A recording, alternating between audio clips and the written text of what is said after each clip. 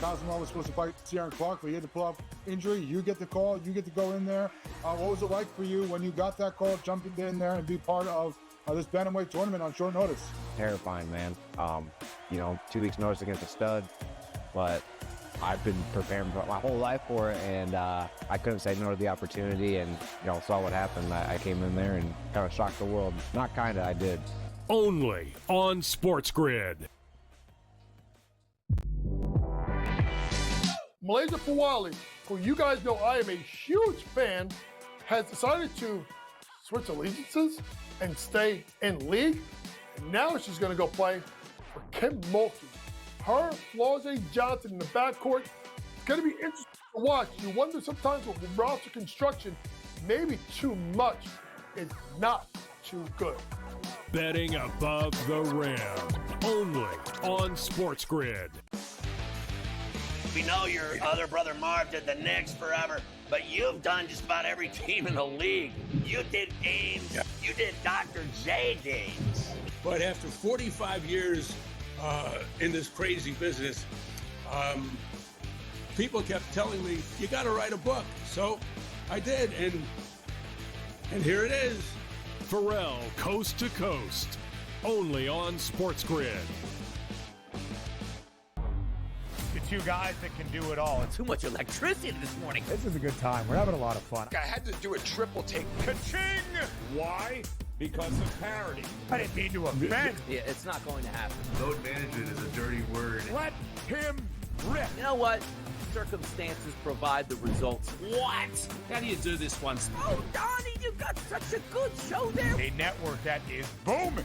The Early Line. Only on SportsGrid.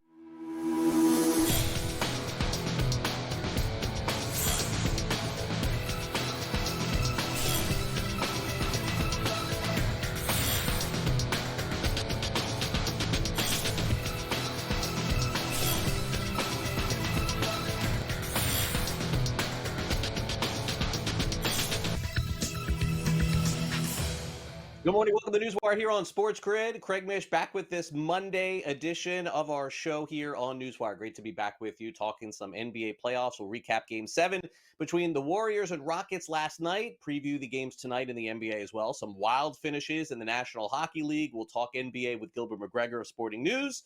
And Coach Young will be with us a little bit later in the show as well. As always, we have a guest contributor from Legal Sports Report here on the show. Recap of Major League Baseball and what a finish it was at the Kentucky Derby on Saturday. We'll have more on that. And a fantastic day for Scotty Scheffler at the Byron Nelson Classic as well. So let's get started. And we'll begin with Game 7. As all the first-round series are now complete, with this one being in the books, the Golden State Warriors do take care of business in Game 7, beating the Houston Rockets by a final score of 103-89. Steph Curry with 22 points, mostly in the second half. He only had 3 in the first half, but the big story for the Warriors, wow, if they get this kind of performance from Buddy Hield throughout the rest of the playoffs, they'll be in good shape. He was 9 of 11 from three-point range, 33 points. The Warriors went on a 12-0 run late to win in the game. So a great Rockets season comes to an end in the first round, courtesy of the Warriors. And Steph Curry, after the game, talking about how great Houston's defense was, they were just able to overcome.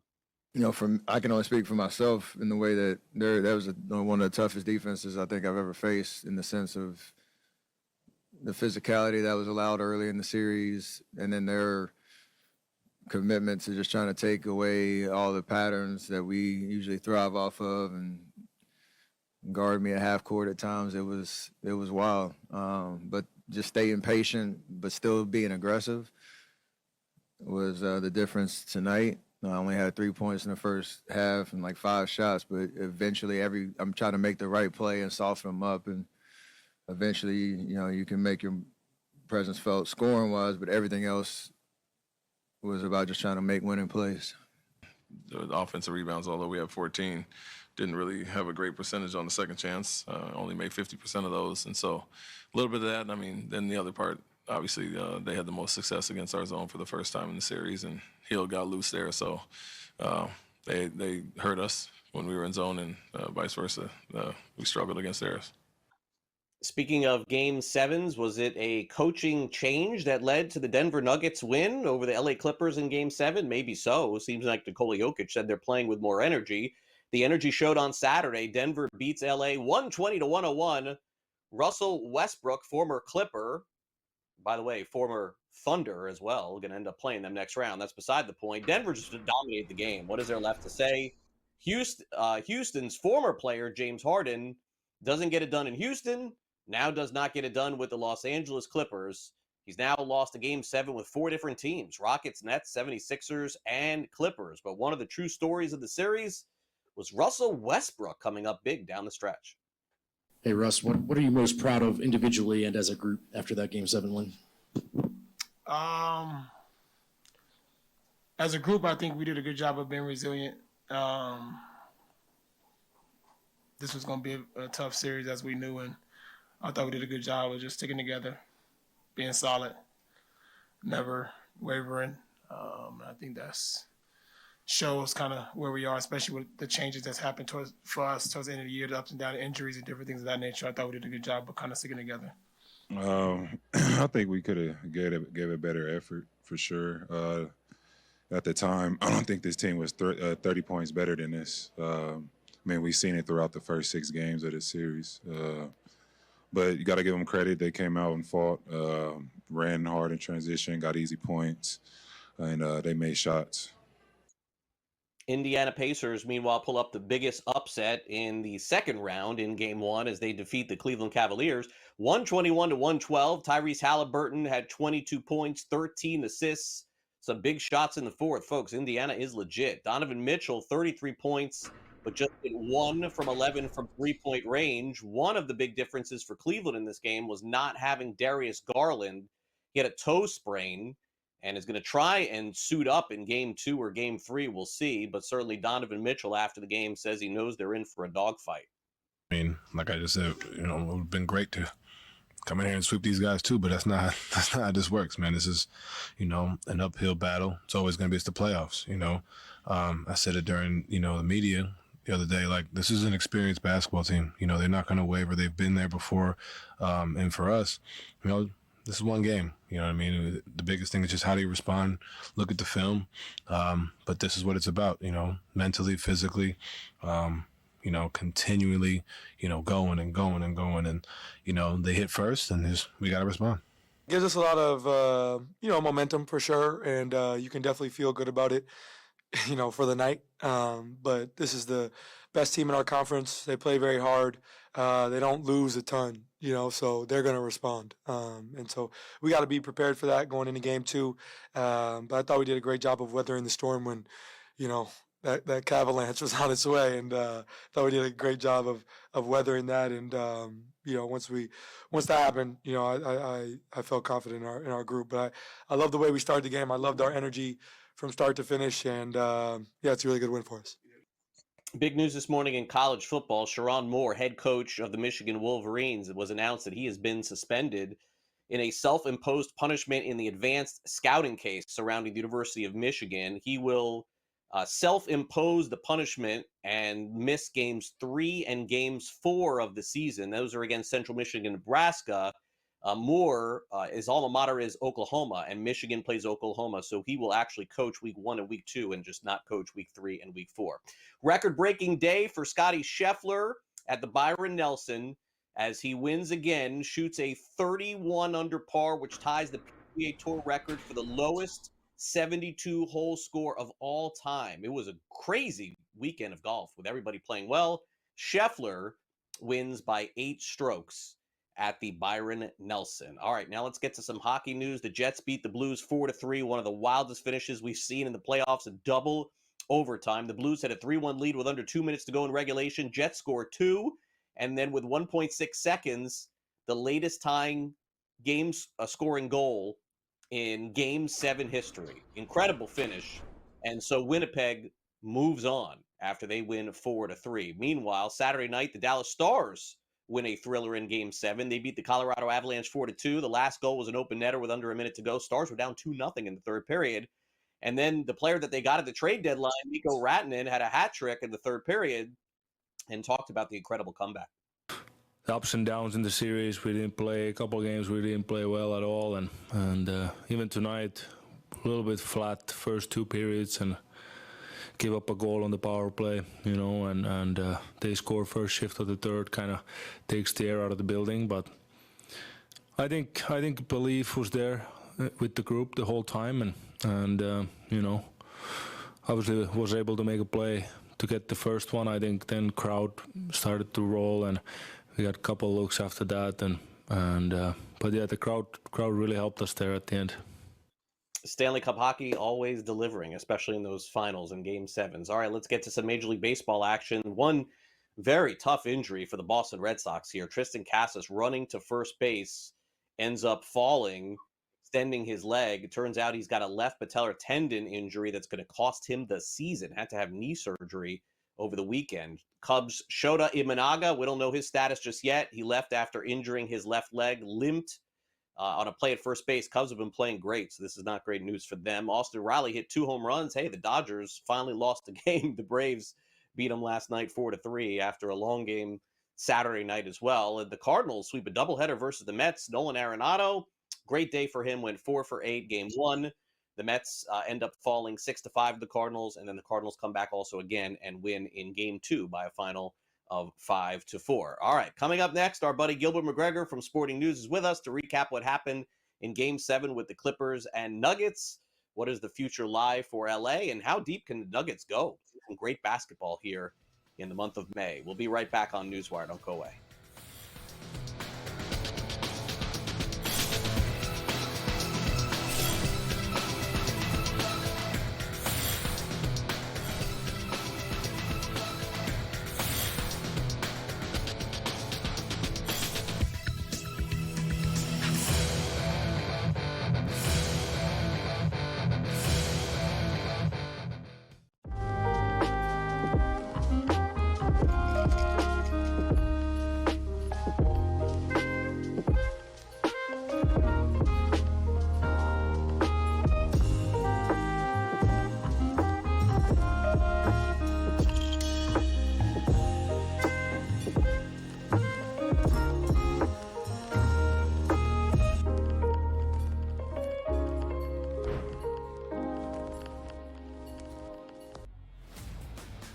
Your college performance does not relate to the National Football League. It never They does. played side by side yes. with each other, and he wasn't as good as Quinn Ewers. That's an issue. That's a major issue. It wasn't the that best it wasn't as quarterback good as prospect Quinn they've ever Ewers. got to Texas. It wasn't that it wasn't as good as Quinn Ewers. It was Quinn Ewers' program, which Steve Sarkisian Why made would it be very Quinn clear Ewers' program?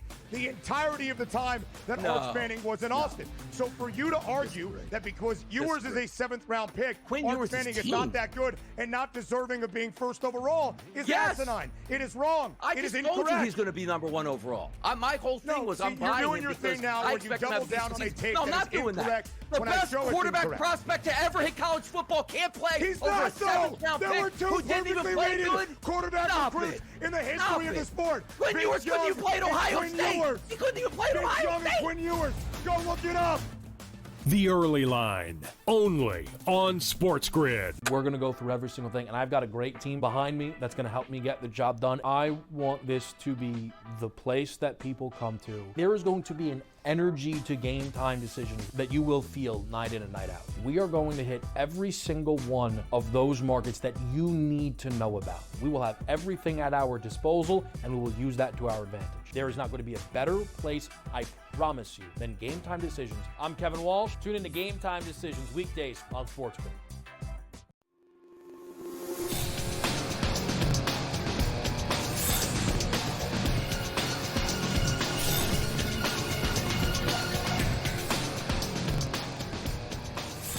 Welcome back to NewsWire here on SportsGrid. I'm Craig Mish, joined by Gilbert McGregor of Sporting News, talking some NBA action. We will recap and preview and do everything here on the show with Gilbert. Great to have you back here, Gilbert, on NewsWire. So about a month ago, the Denver Nuggets make this crazy move, firing their head coach, Mike Malone, and the Clippers take them right to the till all the way to 7 games. And wouldn't you know, Denver pulls off the win. They were not favored to win this series. So I suppose credit to the decision that the Nuggets made, but it's kind of funny. What if they would have lost this game? Then we would have said it was a horrible decision. Either way, Nuggets are moving on and Clippers are going home. Exactly. It's funny. It's the same way it's a make or miss league. The one game or a couple possessions here or there completely dictated and determined how good that decision looked to part ways with Michael Malone. The Nuggets are moving on. Nikola Jokic didn't even necessarily have the most dominant game we were expecting from him, but everybody else stepped up. Russell Westbrook really imposed his will on both ends of the floor, and they ran away. It wasn't even close. And you can talk about what the Clippers didn't do, what you didn't get from James Harden, what you needed from Kawhi Leonard, and that ultimately was their downfall, but sets up a really exciting matchup between who I expect to be first and second in the MVP race, and I think it's going to be Shai Gilgeous-Alexander that wins it. But regardless, there's going to be a lot of storylines about MVP with this second round series. Yeah, and we're going to get to that series here real quick. Before we get to that, let's put a bow on the Clippers season here. Still a lot to like, and I think a lot to look forward to. But naturally, their veterans and their stars are aging at this point. In Kawhi Leonard, who had a really good series. Unfortunately for James Harden, Gilbert, he did not, and has just really had a tough time in some of these game sevens. I mean, Harden's already played for a bunch of different teams here at this point. I suppose we never know what's going to come from him in the offseason. And he's a surefire Hall of Famer, too. It's just he's had some bad games when they've meant the most.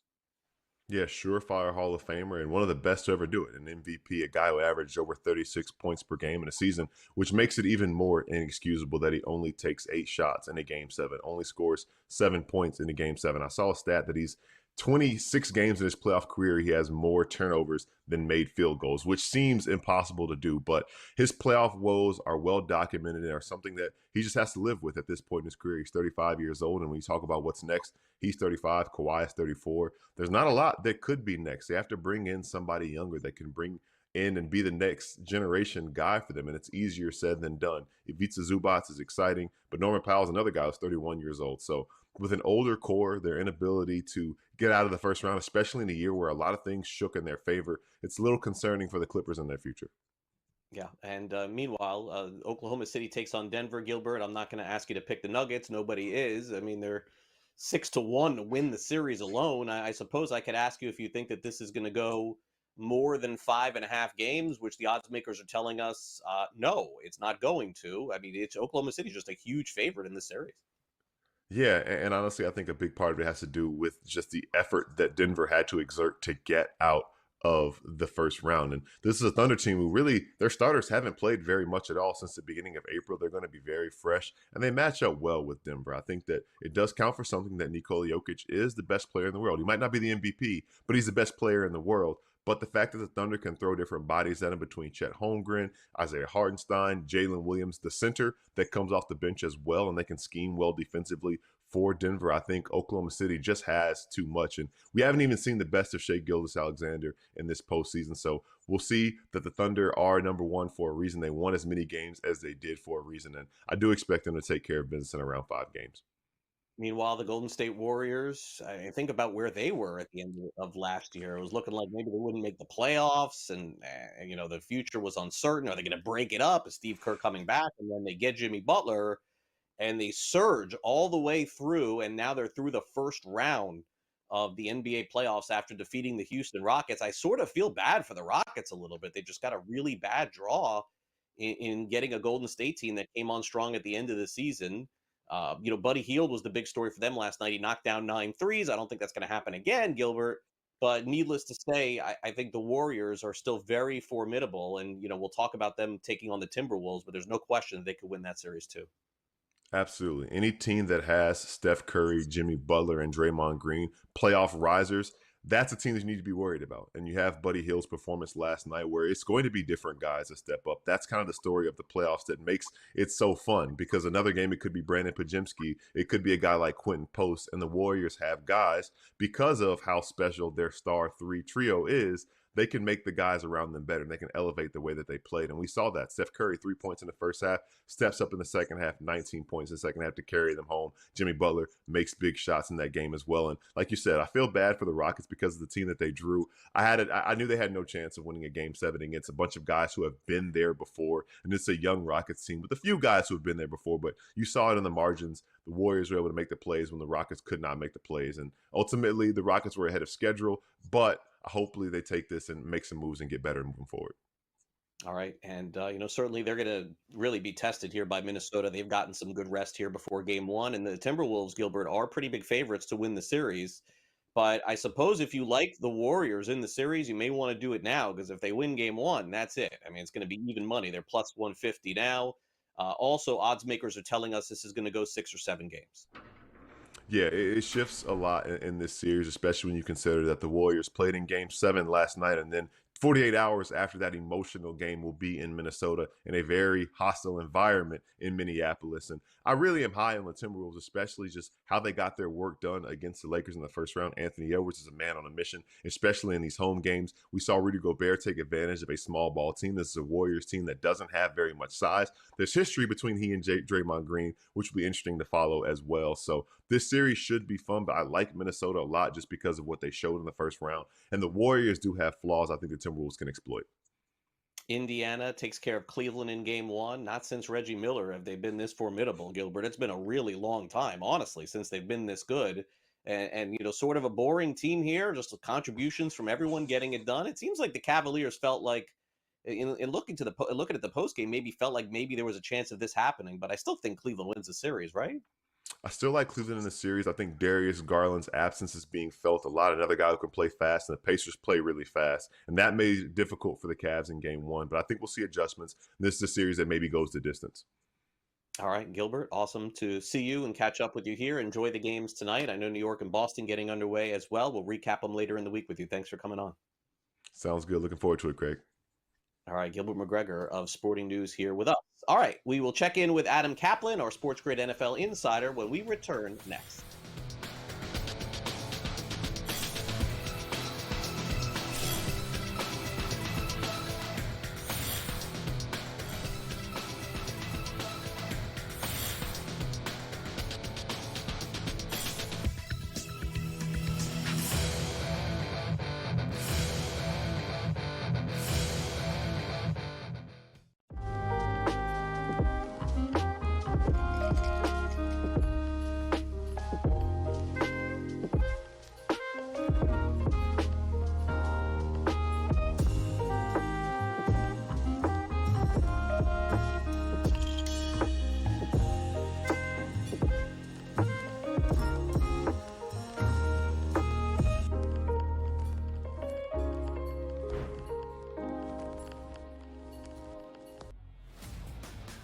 Your college performance does not relate to the National Football League.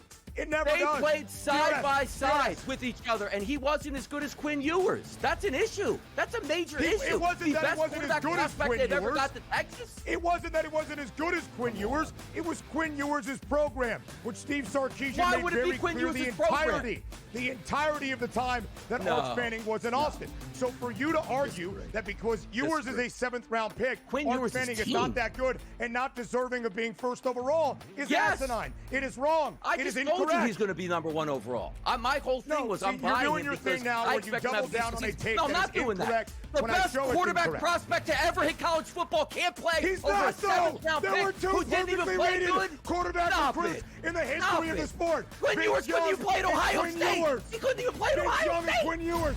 Go look it up. The Early Line, only on SportsGrid. We're going to go through every single thing, and I've got a great team behind me that's going to help me get the job done. I want this to be the place that people come to. There is going to be an energy to game time decisions that you will feel night in and night out. We are going to hit every single one of those markets that you need to know about. We will have everything at our disposal, and we will use that to our advantage. There is not going to be a better place, I promise you, than Game Time Decisions. I'm Kevin Walsh. Tune in to Game Time Decisions weekdays on SportsGrid.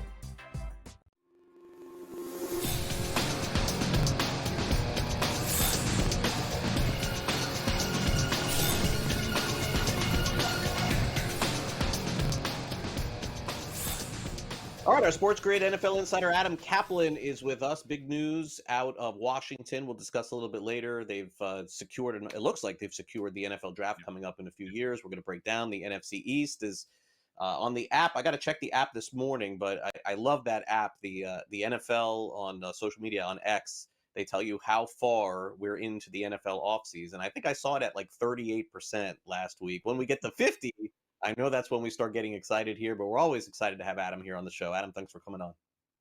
Good to see you. Yeah, look, we like that. The Commanders, they're an up-and-coming team. You and I have talked about them a lot, and they're going to have the draft in a couple of years. They deserve it. They're going to get it. They're going to get a new stadium. Look, it's good to be a Commanders fan because it wasn't under the previous leadership. No, definitely not. All right, so here's the question. So the Eagles are the favorites to win the East. We're going to take a look at some futures odds here with Adam. I say this in all seriousness. Did the Commanders do enough this offseason when they're literally on the doorstep, almost like a game away from the Super Bowl, a game away from like maybe winning the Super Bowl? They know what they have in their quarterback. I know they got Debo and some other things. Did they do enough to overtake the Eagles this coming season? Craig, I think it's tighter. I know that they're excited about their revamped offensive line where they overachieved. They made pretty significant decisions there. They're going to get younger, more athletic, which they know they need to do. You mentioned Debo Samuel. They're expecting Ben Sinnott, a second-round tight end last year, to play more of a role. Zach Ertz is back to provide leadership at tight end. They're going to have a little bit of a ramp cornerback group there. But overall, they're feeling pretty good about this roster. They address some future needs in the draft. They're right there with Philly.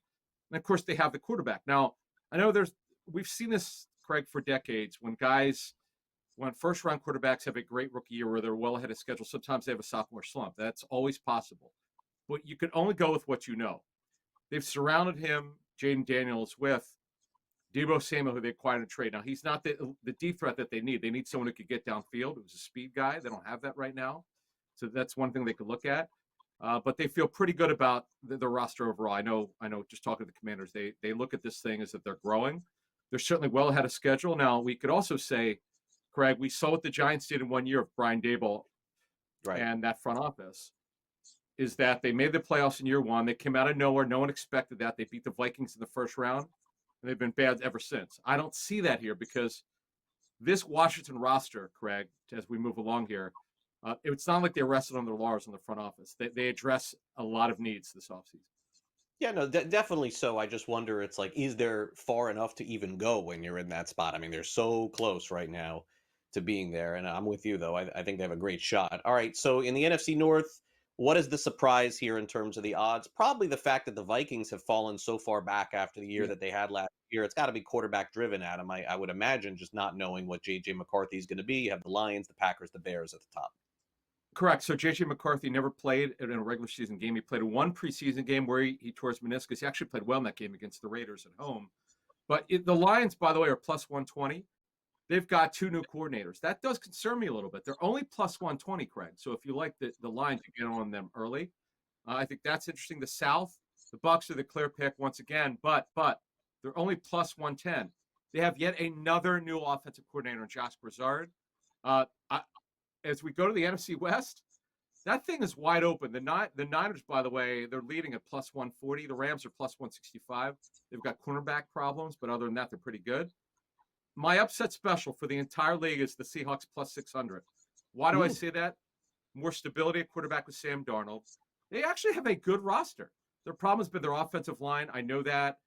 The receiver core, they need someone who could get downfield. That's certainly a concern. But this is a good roster overall. That division, the NFC West, is completely wide open.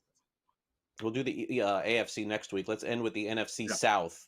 So, look, I think this makes sense with the Bucs and Falcons. The odds makers are telling us the Panthers are going to be better. But, boy, the odds makers are also telling us, Adam, I think the Saints are hitting a rebuild button here for them to be 8-1 in the division. Right, and the uncertainty at quarterback, although Tyler Shuck could wind up starting. But honestly, to me, I think the play here is the Commanders. If you want to get in early before all the hype begins, the Eagles have, remember, they lost 5 defensive starters.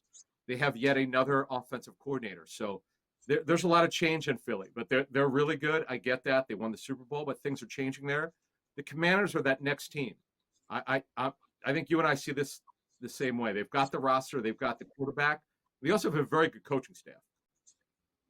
All right, Adam, great to have you here on Newswire. Appreciate it. We'll check in on the AFC next week. Thanks for coming on. Sounds good. All right, Pat Evans up next with Legal Sports Report. Could we get sports betting in Oklahoma by the end of the calendar year? Pat will tell us next. And also we'll check in with Coach Young on NBA games, specifically Celtics-Knicks. We'll break it all down for you next. Don't go back.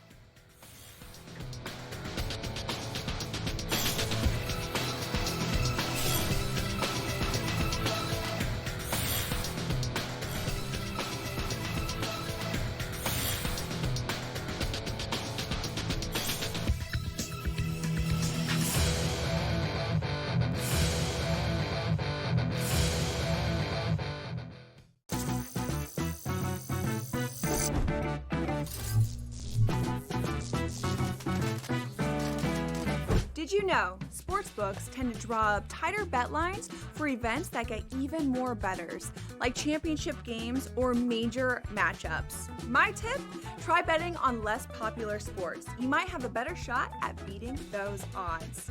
Now, go get lucky. See you in Las Vegas. Let's get lucky. They've won 7 in a row. They've been dominant at Citi Field. Lindor's been insane. Pete Alonso's been raking. Griffin Canning, David Peterson, those guys have pitched really, really well. And when you put it together with that lineup, especially like you said, Lindor's been great. They've got the makings of something very special in Queens. Pharrell, Coast to Coast, only on SportsGrid. Fans hate them. Like, kids go to Giant games and they're like, my father forces me to come, or my grandfather was a season ticket holder. Like, no one has fun. It's a miserable place to go. The Giants' problem has always been, over the last several years, and it's been the reason why Barkley never really got off, is the offensive line. Sports Rage tonight, only on SportsGrid. The game is on. The stakes are high, but the action isn't just on the field. He's rearranging that ring. Get it inside! SportsGrid's in-game live. Your ultimate second screen experience. A little flyer, couple of 18.5-point live line. Every prop, every play, every day. Anything can happen. It's complete chaos. It's smarter to be on SportsGrid.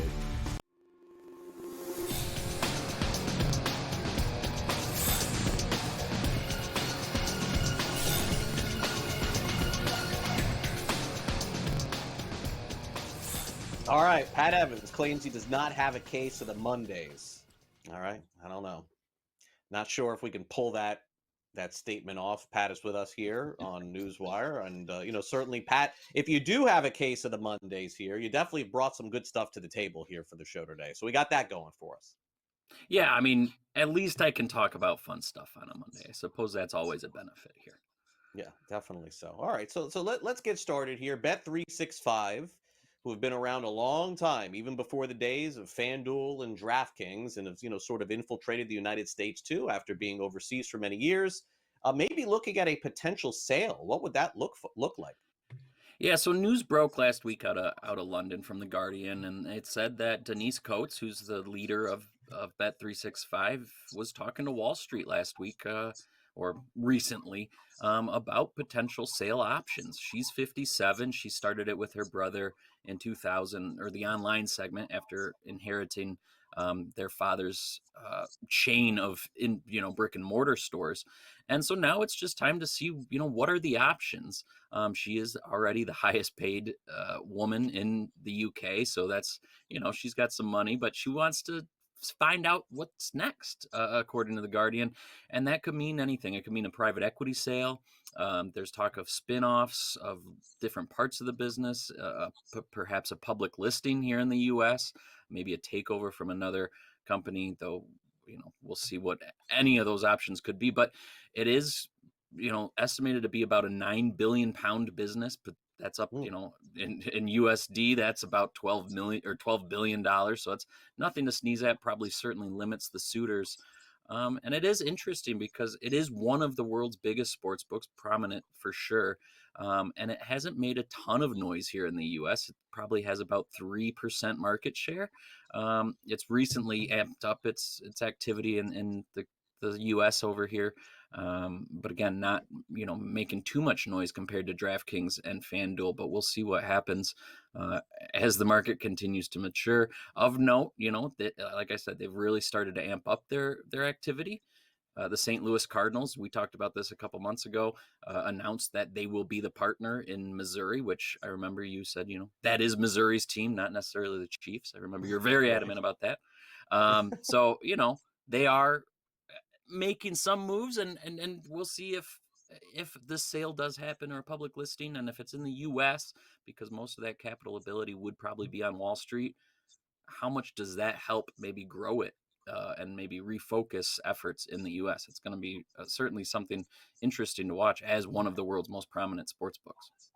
As we head to the summer, Missouri will get online with their sports betting eventually. But then I don't know that any other state is going to come online with sports betting this year. Hawaii looks like a no. Pat, is there any update on Oklahoma? I know that was a state that we discussed last week as a possibility. Yeah, Oklahoma is such a strange state because of the tribal relations between the governor and the tribes. Entering the year, it looked like a long shot. We thought maybe Nebraska, maybe Minnesota, Hawaii came out of nowhere and almost got it done. Didn't, of course. Nebraska was just kind of, or not Nebraska, Oklahoma was just kind of a toss away, saying there's no way that there can be an agreement, so there's no way it can happen. Well, it turns out the lawmakers are looking to maybe go around the governor by, who has pledged to veto any legislation that gives the tribes exclusivity. Well, sure, there's a bill that did just pass a Senate committee for the first time from the House that would do that. And certainly Governor Kevin Stitt would veto it.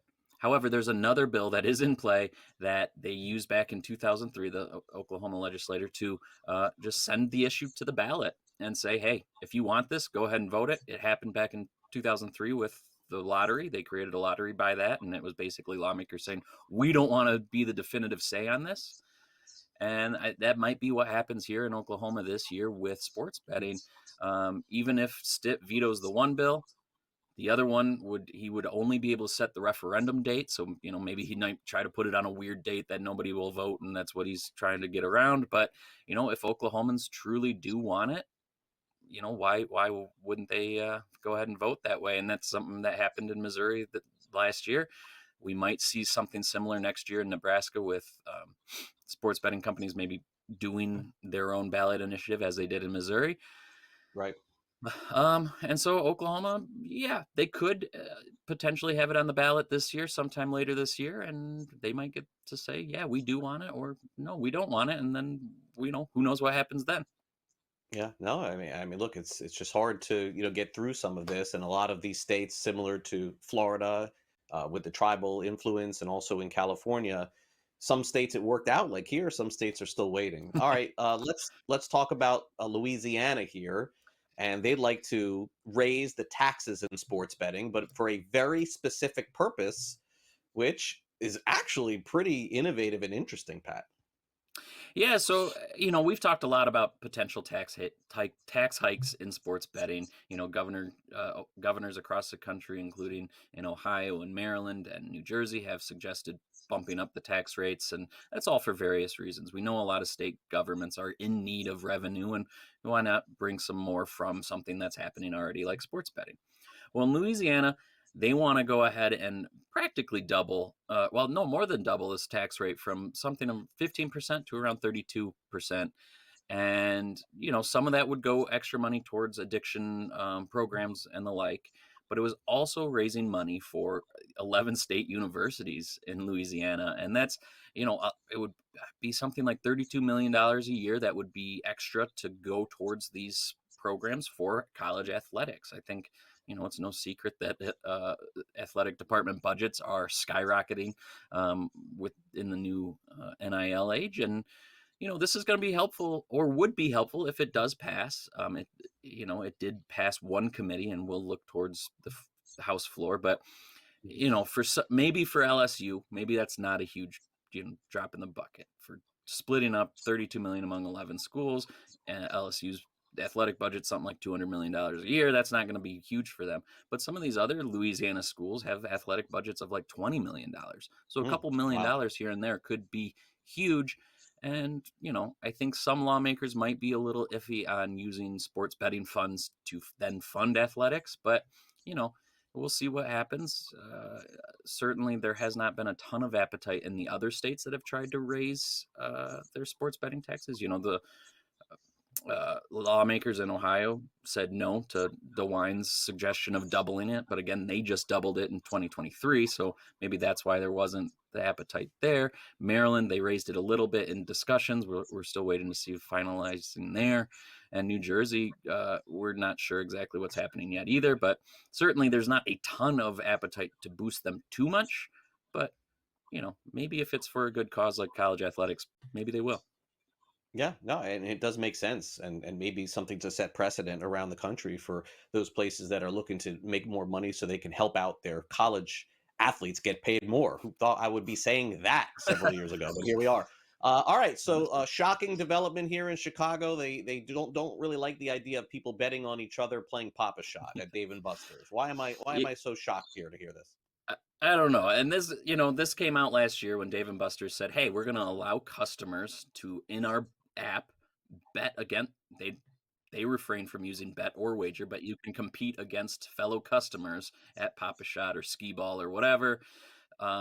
Illinois tried to pass a bill last year. It didn't go anywhere. They're doing it again this year to say, hey, that's not okay. We regulate our games or our sports betting and our online poker and the like very carefully. This isn't okay. A couple other states also tried similar avenues last year, Ohio and Pennsylvania. Nothing yet, but it is certainly an interesting development here at Dave & Buster's and their offering in their app. Pat, have a great rest of your week. I'm sure we'll talk again soon. Thanks for coming on. Yeah, I'll see you soon, Craig. All right, Pat Evans from Legal Sports Report here with us. Coming up next, it's game one between the historic franchises, Boston Celtics and New York Knicks. We'll break it all down for you as Coach Young joins us here on NewsWire. You're watching SportsGrid.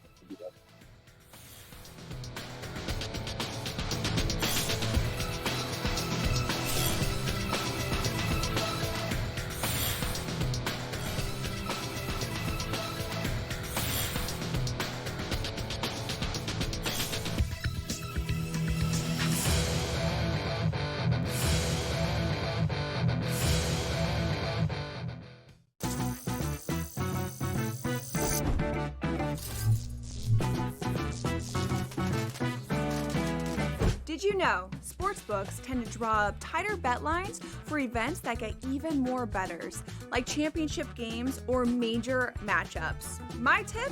Try betting on less popular sports. You might have a better shot at beating those odds.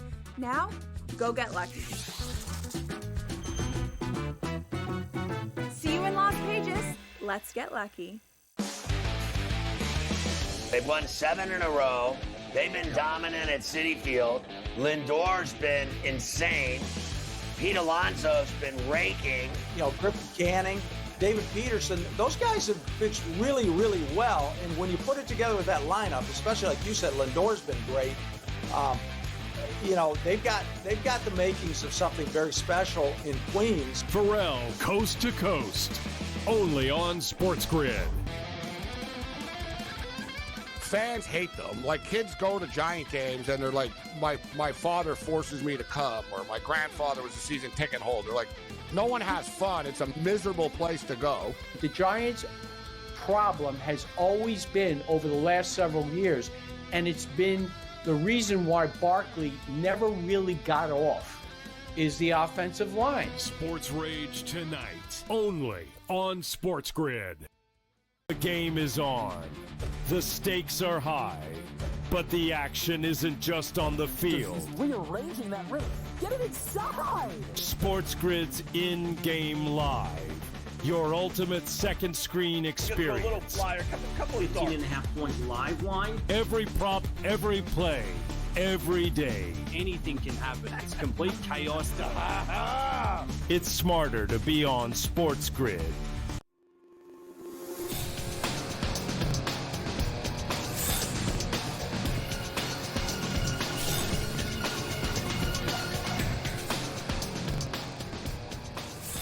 Coach James Young staying busy with all the NBA action, and now we're down to basically 2, maximum 3 games a day in the National Basketball Association. A lot easier to hone in on some of these games. So let's bring Coach Young in to break it all down. And Coach, let's get started. Great to see you, and happy here once again on NewsWire.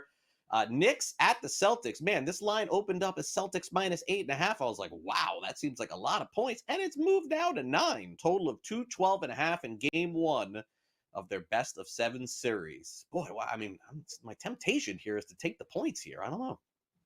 Well, listen, if you really just look at the way Boston dominated the Knicks during the regular season, it makes sense. Only close game, though, was a 119-117 win at the end of the regular season, which New York had their full complement of players, including Mitchell Robinson.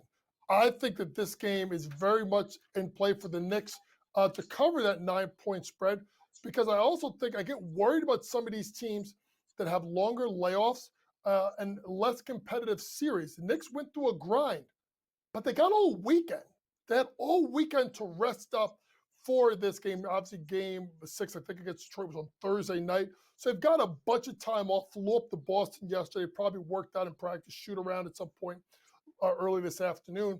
But I like the Knicks plus the points here. I think they'll find a way to keep this close. I think Boston wins, but New York keeps it close. 2 props to look at. Josh Hart over 19.5 points plus rebounds, over 3 straight games, 5 out of 6 versus Boston. And if I'm Boston, I'm not letting Brunson beat me. I'm not letting Cat beat me. So you got to find one of those backup guys. Josh Hart may be the guy you leave open because you're either going to stay tight a little bit on Bridges and Anunoby. Other side, he's back tonight. And this is another reason why I like the Celtics in this series. In 6 games, Drew Holiday over 12.5 points plus rebounds. He's back tonight after missing most of the last series.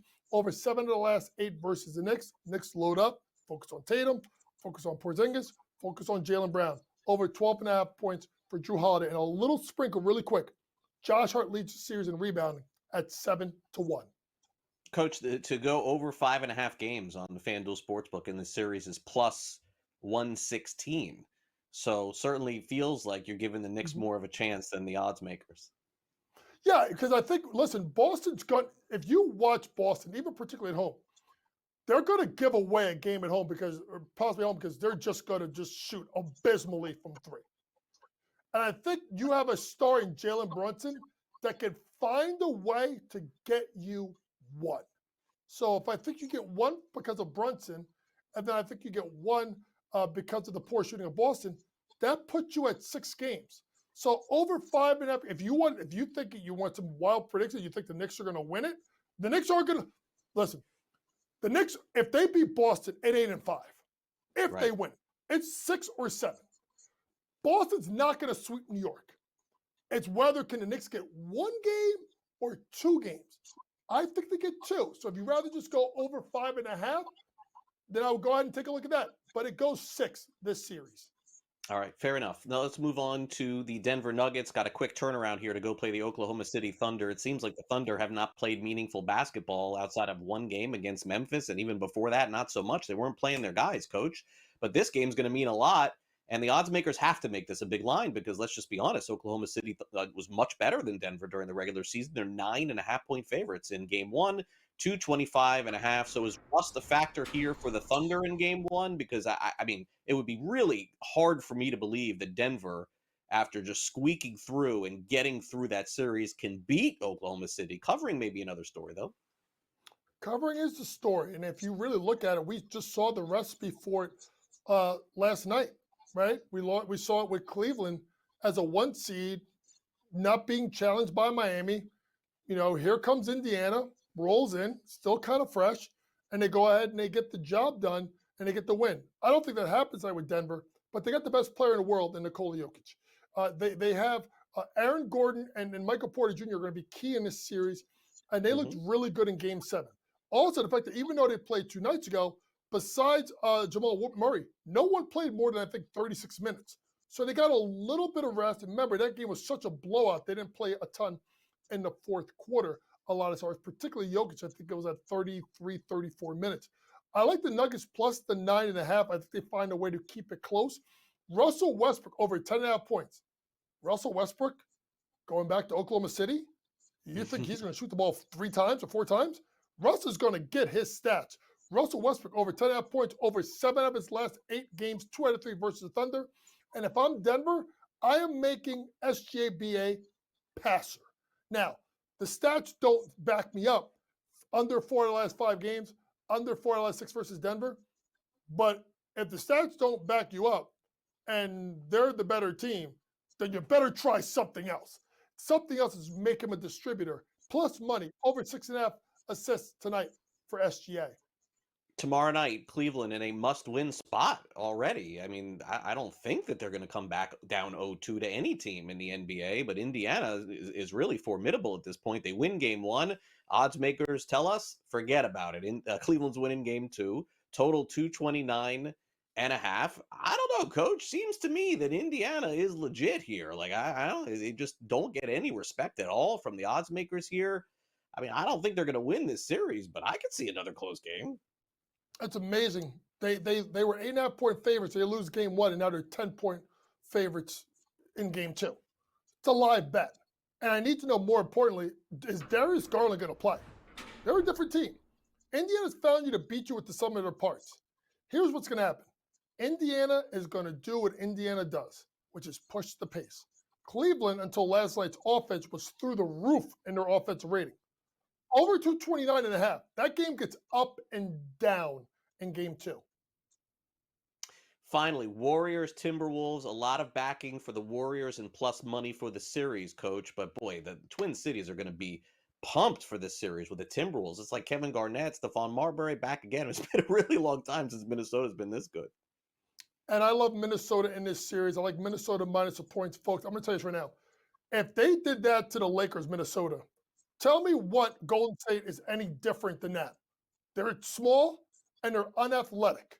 They're going to get rolled in this series. I have the Timberwolves in 5, and they cover the spread in game 1. Yeah, I'm with you. I think Minnesota is formidable. I think they got a shot to go to the finals, honestly. Coach, thanks again for coming on NewsWire. Really appreciate it. Thanks, Craig. All right, we'll be right back.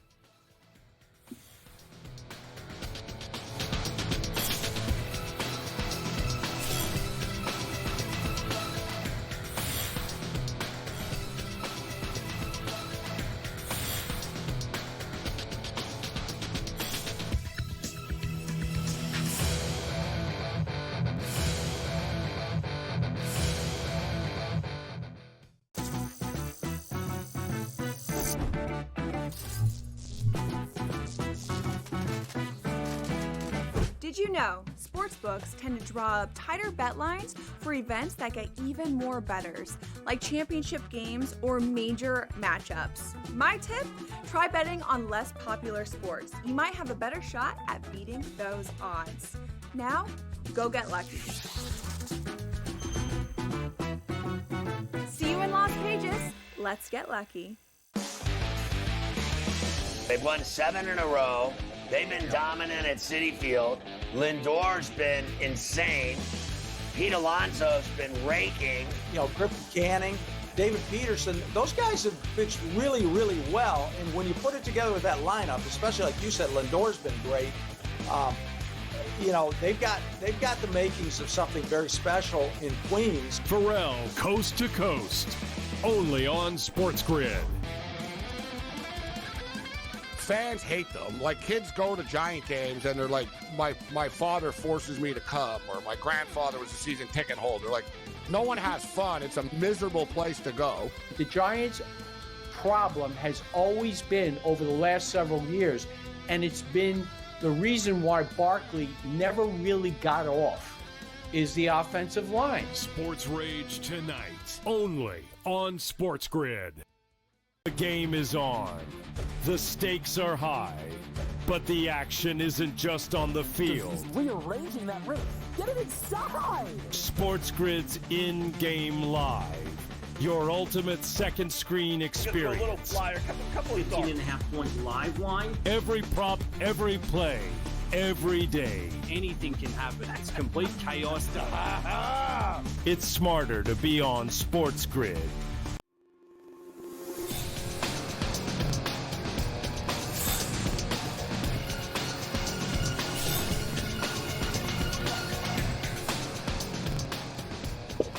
Welcome back to NewsWire. Did you catch the Kentucky Derby on Saturday? You may have noticed one of their broadcasters was not actually on the broadcast. We'll get into that. Also, Abdul Carter with the New York Giants is searching for a new number to wear. And boy, nostalgia is back with the NBA. Time now for some last licks.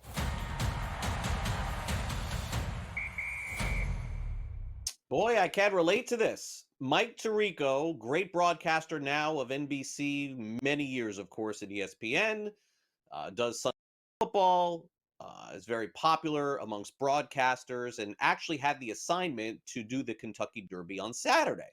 So he shows up to Churchill Downs.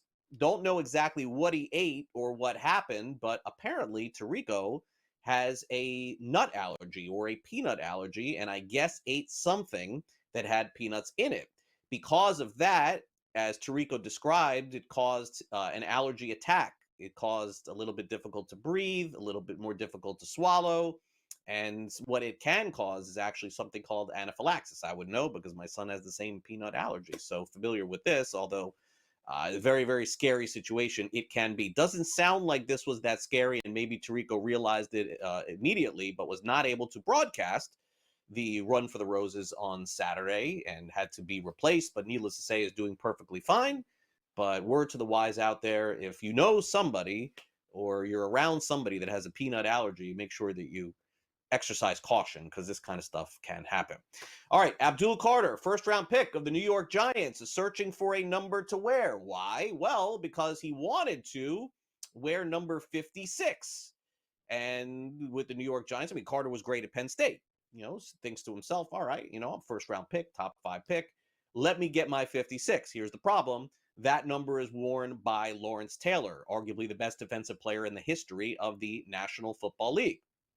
Now, LT said, no, I'm not going to let you wear number 56. Okay, so Abdul Carter's like, all right, let me wear what I wore in college. That's number 11.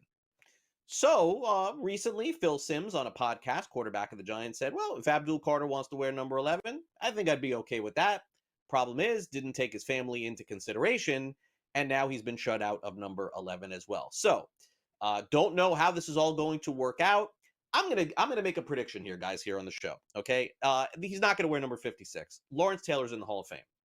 Phil Simms, arguably one of the greatest Giants, if not the greatest Giants quarterback of all time. Some people say Eli Manning, Hall of Fame.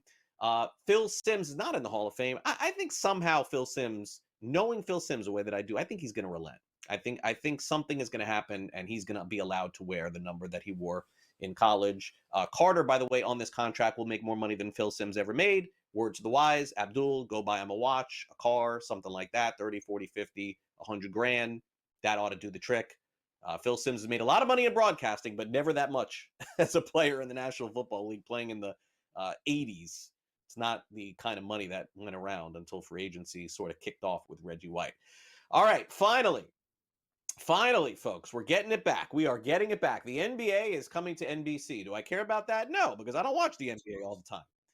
But I am excited to see, and I did see the commercial spot that they had during the Kentucky Derby, that Round Ball Rock, that song in the NBA that they used to open up with in the great glory days of the Chicago Bulls, and just sort of, it sort of breathes NBA. It's coming back. John Tesh's song will be part of the theme song as the NBA on NBC returns next season. Mike Tirico, by the way, is the lead announcer for the NBA on NBC, as it would have luck. But this is speaks to not my childhood necessarily, because I was a little bit older by then, but definitely great to see that back. And the song, if you want to watch the commercial for it, it's easily found on YouTube as well. So Round Ball Rock back when the NBA is on NBC next season.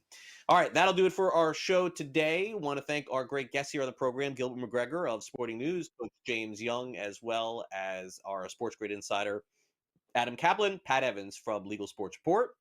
Of course, our director is Luke, our producer is Frank, and I'm Craig Mish. You could also download the SportsGrid app if you want to stream us. Maybe you're watching, you got a brand new TV, Vizio, something like that. You're like, wow, this is free, SportsGrid on TV. Yes, but we do have a companion app, which if you take out your phone on iOS and Android and just scan that little QR code right there, you can download our app. It's also free.